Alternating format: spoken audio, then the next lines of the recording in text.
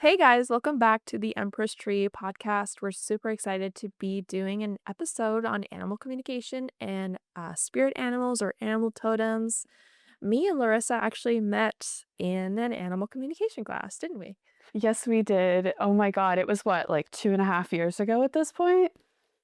Oh my god, actually, it's been that Yes, long. yes. We've known each other a long time. Girl, and we text like every day. Yeah. Really do.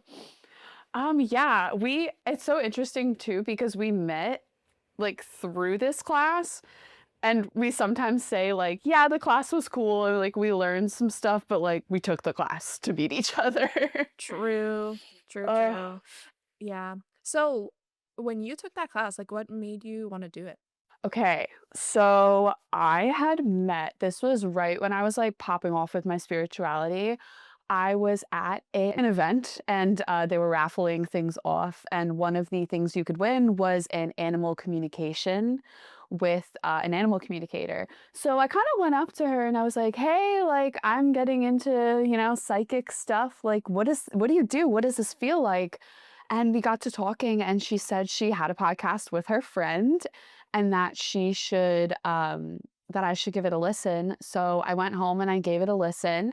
And in the podcast, they actually plugged the class that we met. And I was like, oh, this feels right. Like, when you are reading something or doing something and you kind of like feel it in your body, like, yeah, this is the way to go. Yeah. Yeah. I was like, okay, I should take this class. How did you find out about the class?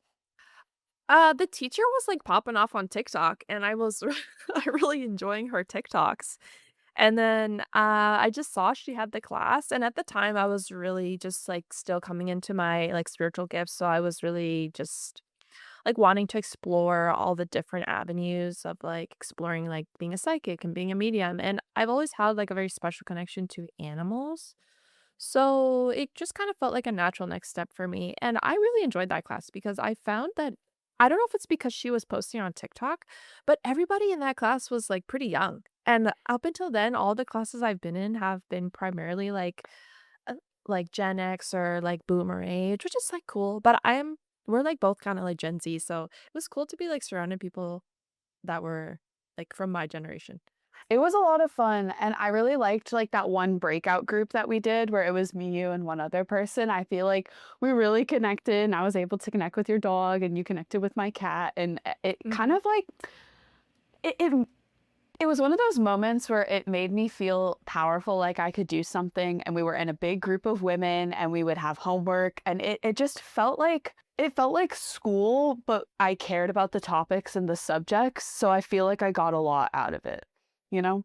Yeah, yeah, and, like, have you always felt like you've been able to communicate with animals, or, like, what has your relationship with your animals been like? I've always been one of those people where I felt more connected to the animals in the room than the people sometimes. I just think that animals have such a warm and like open energy that if you just take the time and the second to look them in the eyes, you can really like connect to them and they can see your soul like on such a deep level. Like, I don't know if you ever looked into the eyes of a horse, but like they will stare so deep into your soul. And I've always like, as a kid, I've always wanted an animal. Like I was the kid that was begging my mom, can we have a turtle? Can we have a pig? Can we have a baby cow? Like literally every animal ever. And we ended up being like a cat family. But I've always just like wanted animals in my life. And I've always felt like they could understand me and that they were like softer and more gentle than humans in a big way. Um, and I was gonna ask you the same thing. I know that you have your dog now, but did you always have dogs or animals growing up? Oh, totally. We were very much like a dog household, and, yeah, my relationship with, like, our pets was always kind of, like, looking back, I would say, like, sacred, like, they were always part of the family, and my parents would actually call them, like, my sister or, like, my brother, which is, like, kinda crazy when you think about it. That is actually crazy. Yeah. I know. But so it just goes to show, like, pets were such a, like, an integral part of our family life, and, I always felt like they were my safe space as well. Um, Because, like you said, they are so unconditionally loving, and also their their hearts are so innocent. Like, they have very little, I wanna say they have no intention to, like, harm, and if they do, it doesn't come from a place of, like, wanting to hurt anyone, it's just maybe they're afraid or whatever, but I think that's something at growing up as, like, a very sensitive little girl that felt very easily, like, hurt by the sharpness of the world, like, animals felt like a safe space for me. Yes, it's definitely giving, like, you're at the party and you're like, "Where's the dog? Yeah. Where's the cat? Like, where's the bird? I wanna communicate with them." I really relate to what you said too, like, for a long, long time, I really felt like I hated people and I only liked animals, like, that I don't feel that anymore, thank goodness, but I definitely went through that phase as well. Well, I think that there's a what you were talking about, I think it's like their aura and energy is so open to us because the lack of humanity in a way. I think that people on people relationships and conversations get very complicated because of power dynamics. The center of what they want to communicate is love and through love. And I think that that is why animal communication, if you're new to this kind of stuff, all the psychic, spiritual stuff, is a really good opener because you have to communicate with them through the heart and through understanding that they can't communicate back to you in the way you're used to. Period, like, for You sure. know? Yeah, I totally get that, and I wanna say, like, for me, animal communication is actually very much more in the physical, and that's, like the way I experience that is I just pick up on their energy and I kind of mirror it and match it. So, Mm. like, when I approach an animal, I'm, like, very much observing their, like, behavior and, like, the vibe that they're giving off, and, like, the way I would approach a dog versus a cat, for example, is, like, very, very different. Well, I was just wondering then, like, how you feel about your relationship with your current dog, Maya, because I know that we were discussing a bit before the pod how every animal is truly so different in our lives. Mm. Maya? Like, I think there are some animals that I felt like I get a lot of communication from. Maya, my current dog, is, like, not really one of them. She's very much in the physical and just living life.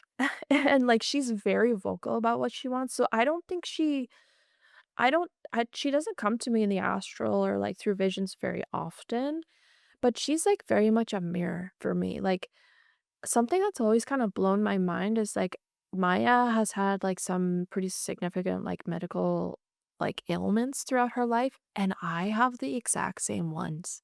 And it's crazy because she'll get it first, and then, like, years later, I'm like, "Oh, like, we developed the same illness." And I know another person that that's the same case, like, they have really bad their dog had really, really bad allergies, and then all of a sudden, they got really, really bad allergies, and I think our pets are such, like, important mirrors for us. Not only that, but also, like, me and Maya, we're on the same wavelength, like, emotionally. Like, if I'm super anxious or, like, ungrounded and worked up, I will find Maya will start, like, really popping off. She's very, like, expressive with her feelings. She'll start, like, barking and pacing around and vice versa. Like, if she's off, I really have to be, like, a grounding presence for her, otherwise, I'll throw both of us off. It's crazy. Do you feel like it's her affecting you, you affecting her, or is it like almost like the infinity symbol where you guys take turns with each other? I think we affect each other for sure. But I think if one of us can be in a good space, then we can, like, positively impact each other. But I'm curious though, because you have a cat named Freya. Um, like, what does your relationship with Freya look like, and how does animal communication, like, play into that? I adopted her from a shelter and she was on the street and she had actually had kittens. A bit of backstory about her. Did not want the cats. Did not want the kittens, wanted nothing to do with the kittens. I took her in when she was 1 year old, maybe like 5, 6 years ago. We have a very interesting relationship. She is like the perfect cat for me because I can't do like all the time, all over love. And Freya is an independent queen. Like sometimes she wants to hang out with me. Sometimes she's like, literally fuck off. Like I have to go look out the window for 3.5 hours and like do some catnip and chill. So our experiences together were kind of always, it's almost like like loving coworkers. Like I don't know, like we feed off of each other, but we also like don't need each other to put each other in a certain mood. It's very interesting. It's kind of like almost the opposite of what you and my Yeah, experience in a way. I'm just realizing that right now. for sure. I feel like me and Maya are like one being. We're like we're like one and the same. See, me and Freya could not be more opposite. Like we are separate. Separate. But we like it works for us. It's a nice like push and pull dynamic. In terms of like communication with Freya, I will say she'll send me things in my mind's eye. I had a couple like crazy experiences with her. Basically, this happened maybe half a year ago in my apartment. I was taking a shower and all of a sudden my hands and my feet started feeling like they were on fire. Like not literally on fire, but very, very hot, very like blood flow, center focus. I couldn't think about anything else. And I was kind of getting that out of body experience. And yeah, basically everything just started to feel really heady. I really felt like I was starting to go into a different kind of spot in my brain. I don't know how to explain it. And I just got this intuitive feeling you need to get out of the shower. And it was borderline to the point Charlotte knows this. Guys, I love aliens. So I was like, I was half feeling like I'm gonna walk out of my shower and there's gonna be an alien to my left, like meet and greet. I was excited. It was not, but this was just as good. This was just as good, I promise.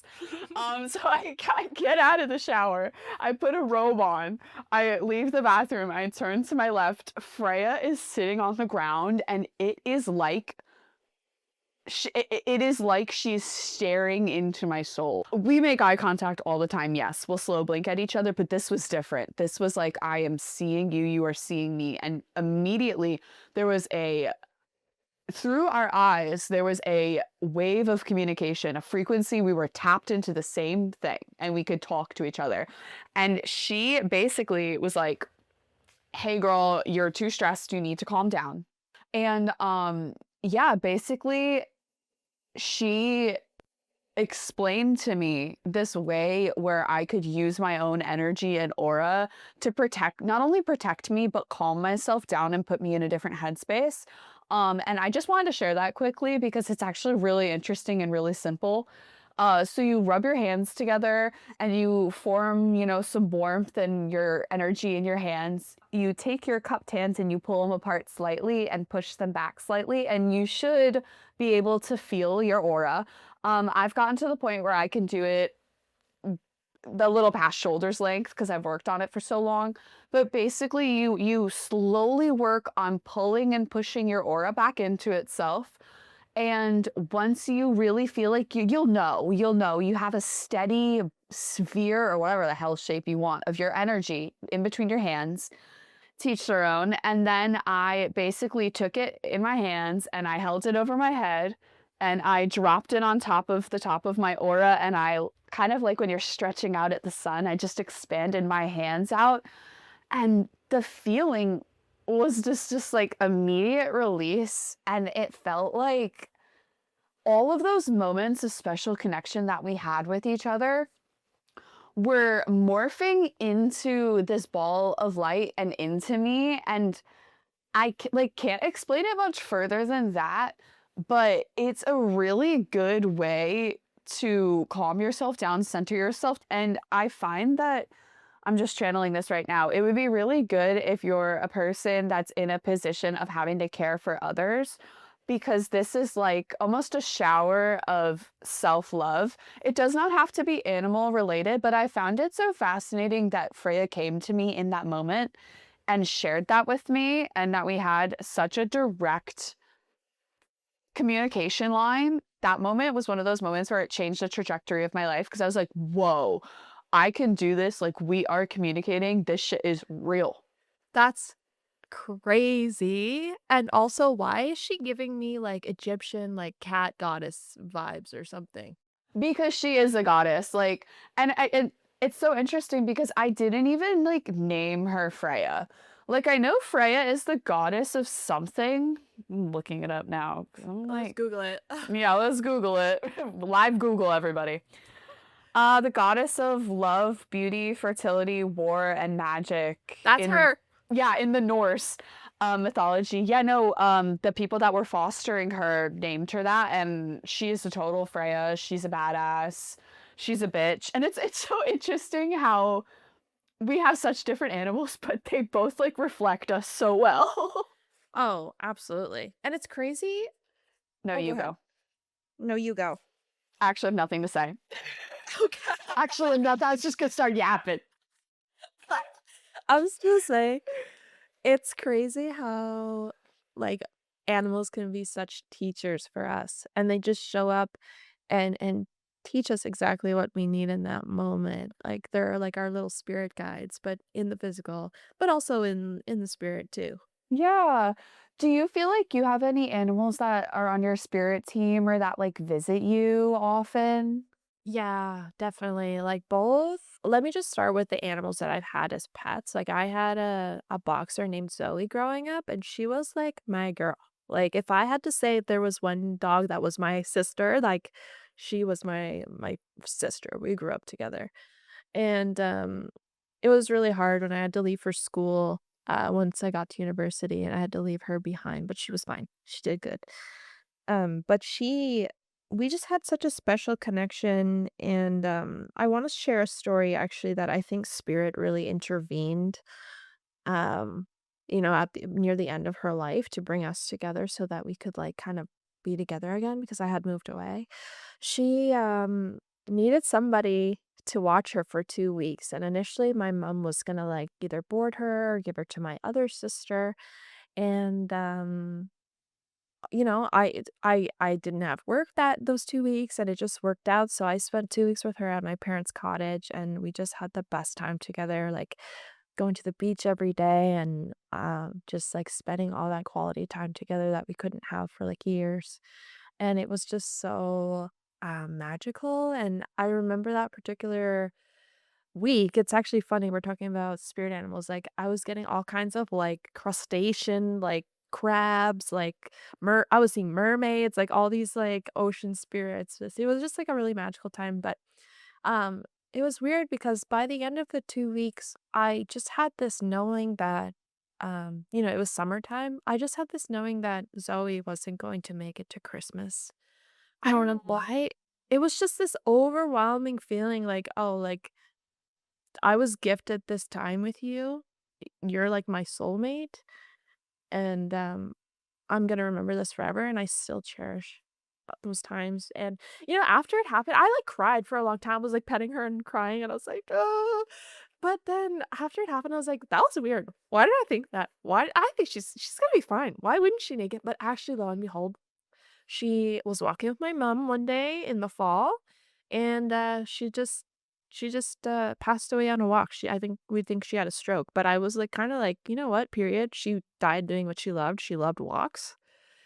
And, nowadays, Zoe is like a spirit guide for me. She will show up, every once in a while, especially when I'm having, like, a really hard time. I'll find that my pets, from since I was, like, a very small child, they'll just show up and, like, comfort me and just show me that they're with me, and it means a lot because it's actually, like, that's what our relationship was like when we were living, when I was going through a really hard time, my pets were always the ones that I went to first, and they're still very much there for me in that way, but in spirit. Oh, that is so sweet. That is that is claircognizance. Like, she inserted that into your brain, and I feel like she might have even, like, sectioned out that time for you guys to have that beautiful moment together. And I think it's really special that she was able to let you know so you could cherish those moments even more. Oh, yeah, for sure, and after she passed, actually, it was quite interesting. So She actually communicated to me through Armand for whatever reason, and Armand is my husband. He is not spiritual. I think he's a medium, but he hasn't really embraced it. Spiritual And ally. yes, spiritual ally. We love him. Great. Good for We you. do, we Okay. do. She was like so Zoe, as she got older, I wasn't there to cater to her every need the way that I do for Maya. So she learned to get very loud and demanding with my parents to just get her needs met, which I'm like, "Queen, ask for what you want." And, she came in really pushy with Armand. He was in the shower and he was like, "It's weird. I just had this overwhelming sense that Zoe was, like, communicating to me and being like, 'Tell her that everywhere she goes, I'm going to be with her. Every walk she goes on, I'm going to be on that walk,'" and just being really bossy with him. And it was crazy because when she passed, music is one of the ways I get messages from spirit. I kept hearing Jhené Aiko's song, or I don't know what it's called, but it's this lyric that goes, "I go everywhere you go." I heard that looping over and over, and it was just like she wanted me to know she was always gonna be with me. And it was so crazy because I remember when I got the news that Zoe had passed, I was sitting on the ground in my living room, and just to my left was our bedroom, and there was a white pillow on the bed, and my Zoe was white, and I swore out of the corner of my eye, I glanced, I saw her laying there looking at me. It was freaky. I've never had that happen to me at that time. So she was just such a big presence in my life living, but also when she passed, and I know she's probably here right now listening too. Aw, and this you know what? This episode is dedicated to her. It really is. It really is. It feels right. It's so Oh. interesting that she was like, "I will do literally anything and everything to find you and communicate." Don't you feel like animals kind of will mirror us sometimes or come into, like, our energy to connect in kind of a different way than humans' spirits? I don't know, I feel like animals to me, it's almost easier for them to connect to us because there's less I don't know, it's more love-based. I definitely think they're put into our lives for a reason. Like, they're our soulmates. They're like part of our destiny. And I think that they have as much to learn from us as we have to learn from them. Like they're really just like our little mirrors. Like I really like when I think about Maya and her life and her struggles and the things that she's overcome, we are so freaking similar. Like just trying to find balance and feel comfortable in our bodies and in the world. Like Maya is like a very she has anxiety and she's reactive and she's had an injury to her leg, which is like a root chakra thing, and just I relate to that so much. And maybe in a way we help to shape each other just by being in each other's lives. Like I've had her since she was a puppy, but to be fair, she's had those issues since before we got her. So maybe it's not just me. Like maybe I'm not the reason, maybe it's just the way it is, but I definitely feel like there's a reason. What do you think the reason is you have Freya? Hmm. Freya has been my biggest teacher of boundaries. Mm. Yeah, Freya is really good at boundaries. Like, she will let you know when she's done with her physical cues, and then she'll give you like a little swat in the air. And then if you don't listen, which I don't know why you wouldn't at that point, she'll swat you, but like no claw out. And she's just very like I don't know, she's taught me that my time is my time, and I don't always need to be available. We're both recovering people pleasers, so I'm sure some of you guys know what it's like, to always wanna be available for other people and make the energy of the room, beautiful and self-sacrifice to make everybody else have a wonderful time, and Freya's really taught me, and everybody in my life that's ever met her, that it's not only okay to have boundaries, but it's one of the most beautiful parts of you because you know where you start and where you should end.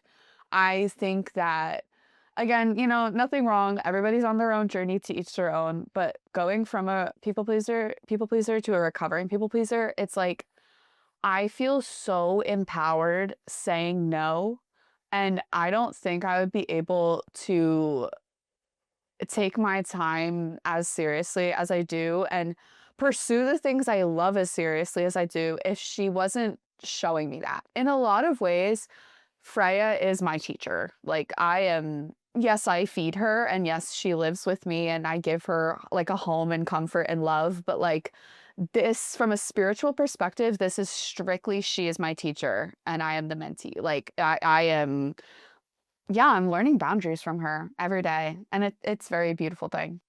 It Wow, is. that that's Um, crazy. it is. Wanted to talk about my relationship, my complicated relationship with roadkill. So, the first way that I ever communicated with animals was through passing them on the sides of the street and, feeling their energies. Sometimes I would just start crying. The spring is so hard, like, you're just driving down the road, and all of a sudden, you pass a dead deer, and I would just start bawling. This is, like, 16, 17. I would always just start bawling, bawling, bawling. I never understood why.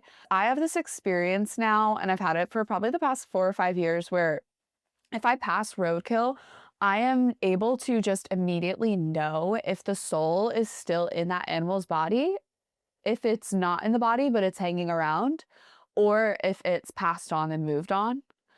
And I will just get this clear knowing in my body, and if the animal is around, the spirit is around, sometimes they'll sit with me, like, I'll invite them into my car with me. There was this one squirrel, I remember Arthur, who really just, like, was very confused. It was a quick death, so he was kind of just circling his body, and he, like, really didn't know what was going on. So I invited him to sit with me on my shoulder, and we just drove along for a while, and then he decided he wasn't ready to leave kind of into the next realm yet, and I told him that was totally okay, and he could visit me whenever he wanted. I felt comfortable with that.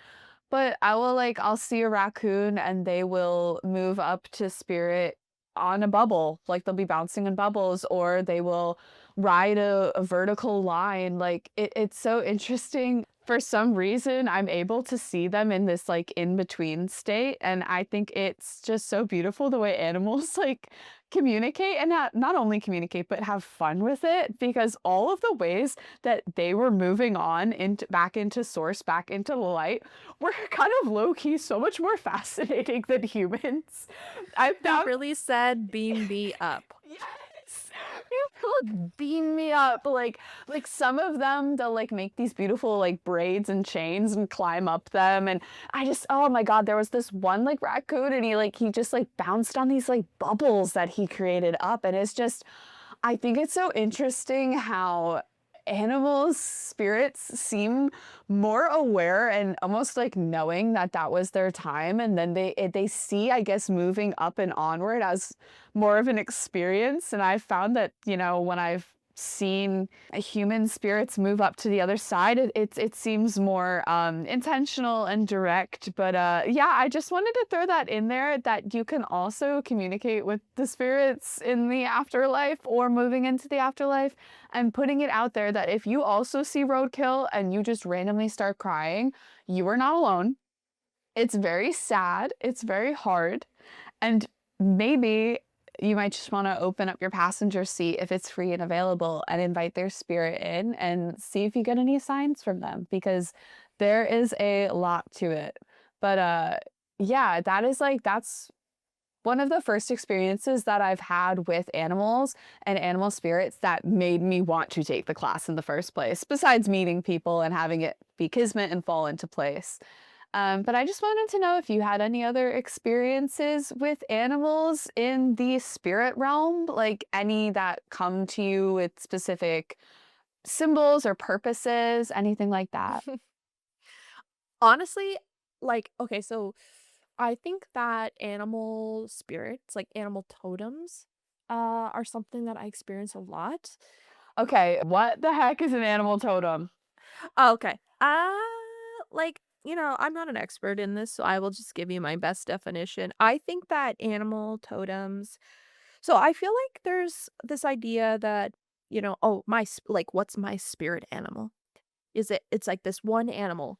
But it's, what I've experienced is, like, we have several spirit animals, and maybe that is the case for some people, that there's, like, one animal that follows them throughout their lives. I could think of, like, a couple that I feel very strongly connected to and are probably always going to be there, but I've also experienced that they will just come and go in and out of your life, much like spirit guides, to help you with very specific moments of your life or periods of your life or specific situations.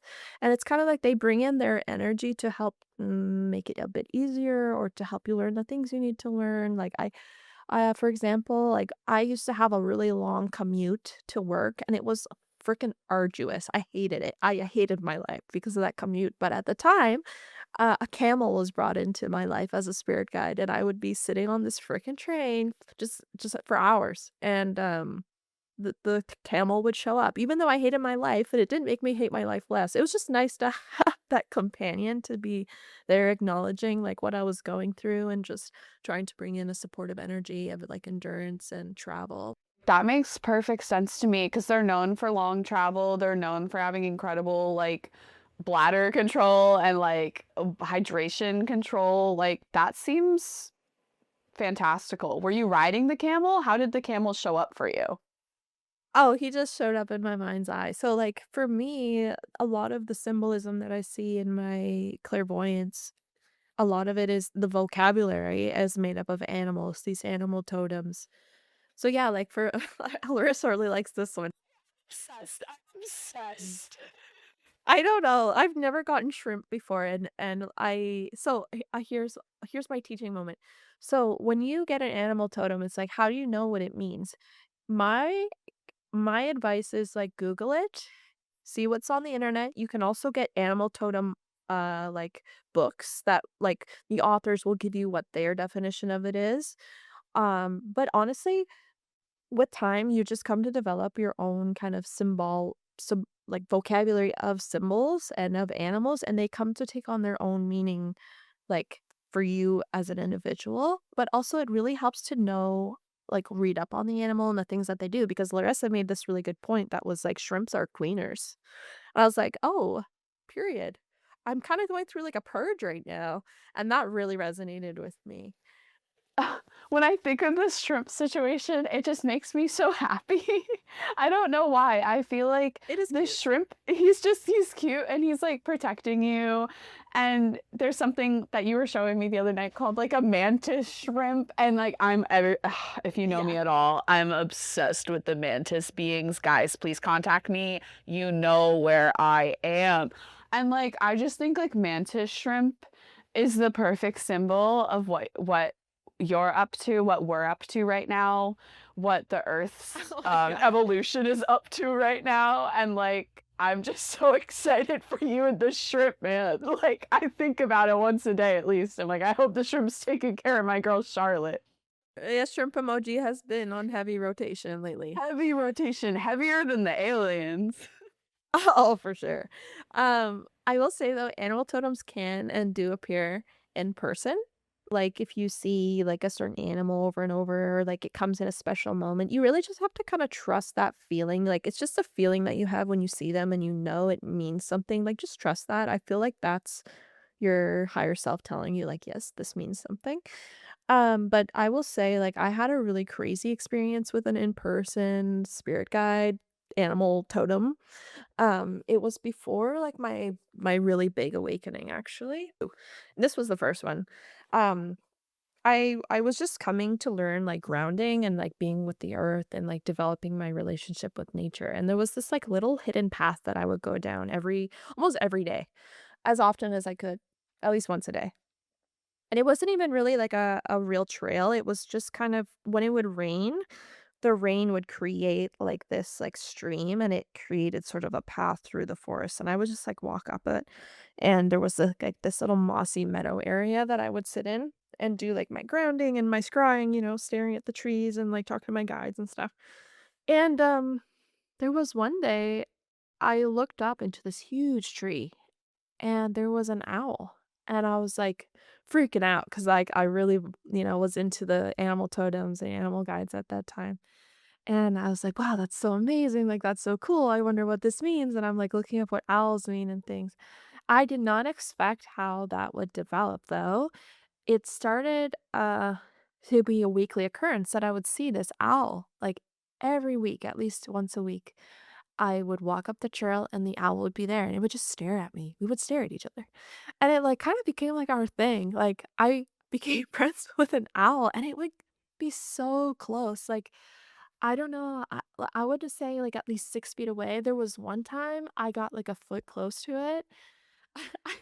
I would bring Maya with me sometimes, and the owl would really stare down Maya, and, like, our mom would always be like, "That owl's gonna eat Maya," and I'm like, "No, he's not. No, that's not gonna happen." And there was this one time I really wanted Maya to see the owl because it would come onto branches, like, at eye level, and I picked her up, and I'm, like, bringing her close. I'm like, "Maya, look, there's an owl," and she's just, like, looking through the owl. She's not seeing anything. I'm like, "Maya, look, look, look." I'm like we got, like, 2 feet away from the owl. The owl like, flew over our heads, and it was crazy because the owl, its wings, they're silent, so it did not make a sound. It amazed me. But, like, after that, I would, like, collect its feathers when I would find them. Oh, wait. No. No, I don't. That's illegal. No, we don't claim that, we don't claim that. We don't clear that. We don't collect feathers. Um, and that experience of, like, being with the owl weekly for, like, several months really led to what my clairvoyance opening up to the point that it is now. Like that experience, that owl helped me to open my third eye. And I would see owls like in my dreams. I would see them in visions. Like it was very much a guide energy for me, both in the physical and spiritual. And to me, the owl is really representative of the goddess, the moon goddess, or Isis, or like any of like the really like clairvoyant, psychic goddess energies out there. And yeah, like after that experience, my mediumship opened up, my psychic gifts opened up, like I became extremely sensitive, like all of that happened. So that was kind of an amazing experience. And sometimes I forget it even happened, but it was when we were preparing for this episode that I was like, "Oh wait, I have an animal totem story." That is literally so insane. I I don't think most of us have ever had an experience where we continually go into nature and see the same exact animal. Now, you said at one point that you were holding up Maya like just a few feet away from the owl and Maya wasn't seeing it. Do you think that there's a possibility that this owl was like in the spirit realm and Maya could not see it? Or like we're like for sure the owl existed in this No, no, reality? this was an owl. This was a Okay. real owl. I think Maya's just like well, honestly, like the owl, the colors, they really blend into the wilderness, especially for dogs. I think their color spectrum is not the same as ours. So I think it was just like blending in too good. And also Maya's just like so like she's looking for the squirrels and stuff. She was just like Yeah, that's the thing. Maya is not like really a spiritual dog. Like she's just I don't I just feel like she's here and now and she's just like doing what interests her. I always find that when spirit comes in communication in a way of flying, it's very like ethereal, head heavy, and like mind opening. And Maya's so like, I want to be on the ground with the shrimp. Take me underground. Like, you know? Wait, do shrimps go on the ground? Yeah, shrimps are like in the ocean, Bottom girl. feeders? Yeah. Well, I feel like there's definitely like sand shrimp. Guys, there could be shrimp anywhere. There could be outer space shrimp. I hope there are. Could you imagine? Like, I mean, well, there's mantises. that's what I'm saying. Like, the first contact is just shrimp. Shrimp. Oh my Oh my gosh. god. I'm so curious if this owl that you were experiencing was the same way that you experienced Maya's energy or other animals' energies. Like, how did you feel? Did it feel different because it was an animal that's in the air? Good question. I don't know that it being in the air felt different. It definitely had its own personality and its own, like, challenges in life, and I did do some animal communication with it. There was one night I remotely sort of, like, tuned into what it was doing. It was the middle of the night, and it was like, "I'm hunting." Why? That is like National Geographic. Like, you have no idea. But the sharpness and the focus that it was that energy that it was in that moment, I could really feel it, but for the most part, it was a very laid back, like, animal. It was just kinda, like, chilling. I think the only things that really, like, annoyed it were, like, not being able to find something to catch, and also the crows would come after it a lot, and I think that was kind of annoying. There was a couple times where the crows would, like, attack it, and I'm, like, grabbing a stick, I'm like, "That's my friend! Get away!" And I chase them off. Oh. I think it's kinda funny, but, like, me alone in the forest acting crazy. Anyway, oh, but yeah, it was very different from Maya, and I will say, like, my tips for connecting into an animal's energy is, like, it's very much like a bodily experience for me, like, I think I feel energy of animals through my heart chakra, actually, and I sorta just try to, like, pick up and mirror on what they're feeling or thinking or yeah, I don't know if it's something that I do consciously, I think it's just that our auras merge, and I think my aura is the type to just really, like, grab at other people's energy to read it, whether I like it or not. Maybe that is something I can work on controlling, but with animals, it's not so dangerous because, like we said at the beginning, oftentimes they're very well-intending or they don't have nefarious, like, agendas or anything. So yeah, you just, like, kind of sit with the animal quietly, like, don't grab at them, don't pet them, like, you don't even need to speak to them, just, like, look at them in the eyes if you can and just, like, let yourself become one in a way. You almost have to be good at, like, knowing what you feel like and being able to put your own energy aside to feel the energy of the animal in front of you. And, you can kind of like if you tune into that energy, then you can sort of bring that up into your third eye or even your throat and try to, like, connect in telepathically, I wanna say. Like, you can kinda get a sense of, like, what they're thinking, what that does happen. Also, being able to read body language is super, super helpful. So, like, an owl, like, I can't speak very confidently about an owl's body language, but, like, a dog, like, there are very basic things you can look up on the internet, like, are their eyes relaxed? Are their ears back? Are they, are they yawning a lot? Like, there's always these signs of, like, discomfort. Like, if you touch them, do they lick you? Or do they lay back? Or do they seem like they like it? Or are they just tolerating it? And, I think, like, in those moments when you're having these small moments with your animal and you're interacting, trying to feel into their energy as that's happening will really help you to inform, like, we talked about, like, a symbol vocabulary, but it's almost like you need to pick up on an energy signature vocabulary so that that can apply to through like, for you throughout your life. Even with people, it's like, I know what the energy of discomfort feels like. I know what the energy of tension feels like. I know what the energy of love feels like, and then it's very subtle, but once you know what it feels like and you can kinda quiet your mind, then it's very easy to just feel into in any aspect of your life, but especially with animals. That is so well said. I think if you could come up with one word that encapsulates everything you just said, is channel. Like you are explaining channeling. I think that's the perfect way to go about animals and animal communication. And that one time when you said you felt like you remote checked in on the owl, even for a moment in time, like, the way that I see channeling is, let me become that owl in a funny way. Like, if you can almost imagine looking through the owl's eyes physically. I know we all experience the spiritual realm and what the information we get and process so differently, but sometimes when I am channeling Freya, she's, like, literally putting me in her body and being like, "Hey, girl, this is what I'm feeling." Or, like, if I'm driving her on a car ride and I know she's gonna throw up because she kinda makes me feel like I have to throw up. I would say that channeling is definitely your best bet for learning how to communicate with animals. I would say like, I agree with what you said, though, about like, feeling in your body what they're feeling in their bodies too. Like, I think also having, like, the antennas on to recognize, like, if you're feeling something in your body that is not really yours. So, like, sometimes, for example, I'll get this, like, feeling in my stomach, like, a bad feeling in my stomach, and I know I never feel that in my stomach usually ever. And then I'm like, "Oh, I think this is Maya's." Or, like, my leg will hurt, and I never usually have leg pain.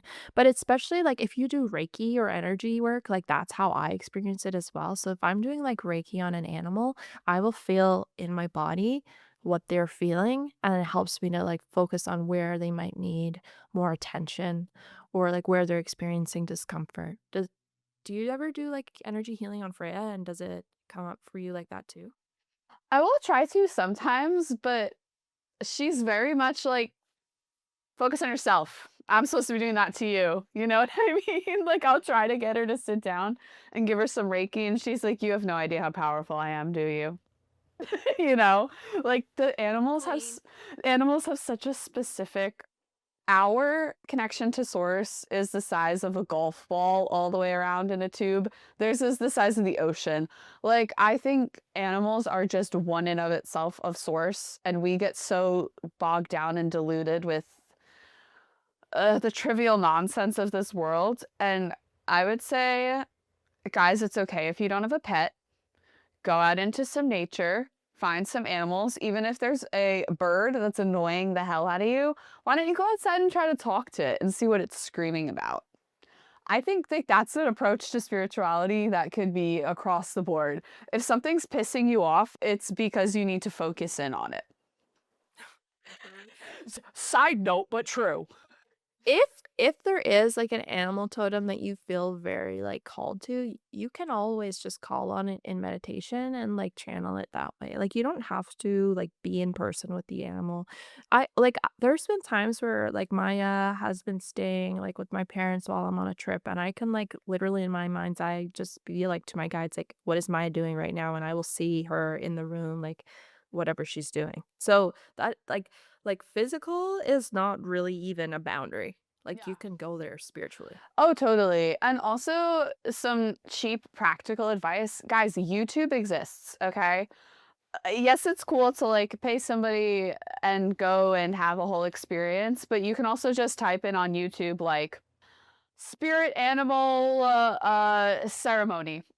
And yeah, maybe there's an ad or two, but you can get yourself into a meditative state and get yourself to connect with yourself and maybe find an animal that you want to experience more with or about. Like, there are infinite ways to form a connection with an animal, and maybe it's taking care of animals, maybe it's going cow hugging, maybe it's going swimming and connecting with all of the energies of the ocean. Like, the world is truly your oyster, and the animals are like seeing a lot of fun things on this earth that we can't even conceptualize. All of their vast arrays of different frequencies and tones and UV radiations that they can see that we can't even spot. Like, I've heard that cats like see us as our auras and not even our bodies. Like, talk about Mhm. body positivity queens. Like, they see beyond. Like, they're not even here to judge you. I bet you and Maya have the same aura.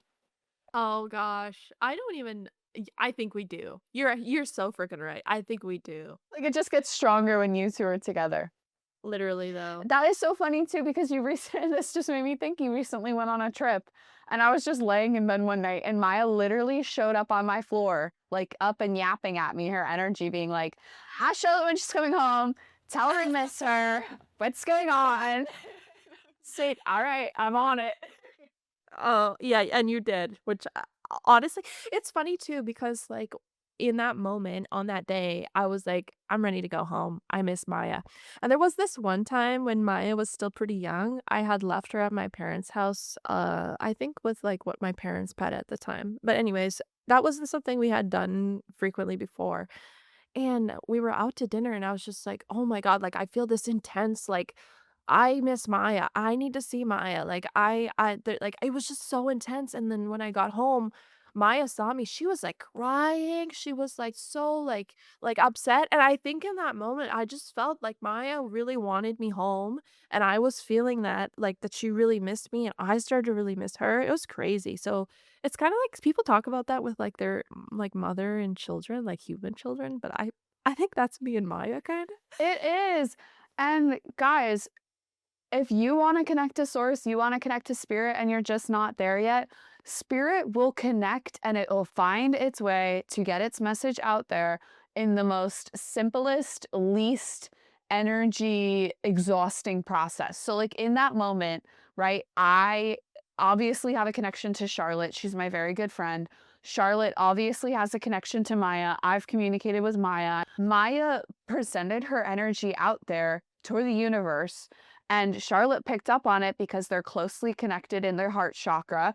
And maybe Charlotte was busy at dinner, or maybe Charlotte was paying attention to other people and other things. I was in a flow state where I was laying on my bed, kind of relaxing. So Maya was like, okay, let me tap into what can I tap into right now? And she found me. She gave me the message and I sent it to Charlotte. And this happens so often with us. Like, we will text each other at exactly the right time, or we will both be going through a similar theme at the same time. And it just goes to show, like, there's no one place you have to be in. There's no one specific energy you have to present yourself as. It's being yourself and meditating and finding time to focus on how what you feel like. And then you'll really start to notice when things come up that aren't you. Mm. You know, it's all a plug-in, and where can Maya plug her energy in so she can get the message to Charlotte? And this is with everybody all the time. This is how Source works, and you can, guys, it's really easy. Come and join the fun. Like, jump into the ocean with us, get crazy. Like, we need more communication out there. We need more telepathy. We need more love. It only ever leads to more love. And that's what the Yeah. animals have taught me. I don't know about you, but animals have taught me that love and the heart, anything is possible if you're just in a state of love. Mm. Amen, sis. And Maya loves you, and Maya loves all of us. Aw. Oh, Zoe too. And Freya. Well, maybe I don't know. and the shrimp. The shrimp. You have to earn Freya's respect. Don't try to tap into her. She'll give you permission. But that's why she's just the queen. Like, she is the queen. Anyways, I think we're good to just leave it here. I hope you guys enjoyed this episode. Bye. See you next time.